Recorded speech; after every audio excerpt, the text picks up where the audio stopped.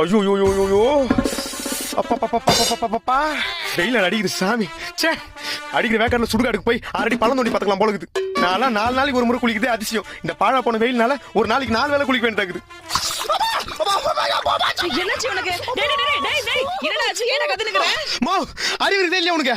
ஏன் என்னடா? தாயானி, நான் கேக்குற தாயானி. என்னடா என்னாச்சு? அடிக்கிற வெயில்ல குளிக்கலான்னு பாத்ரூமுக்கு வந்தா பக்கெட்ல சுடு தண்ணி ஊத்தி வைப்பா.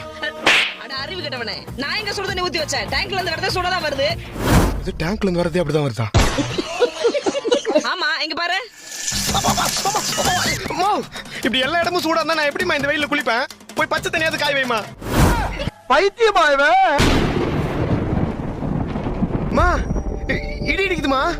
இடி இடிச்சா என்னடா இப்போ? மா, அடிக்கிற வெப்பத்தினால மக்கள் எல்லாம் துக்கத்துல இருக்கிறப்போ திடீர்னு சில்லுன்னு மழை வந்தா எப்படி இருக்கும் தெரியுமா? ஒரு தீயில சொல்லெடுத்து ஒளி போடுற கையெழுத்து அன்னொருவ வந்திருக்காடு.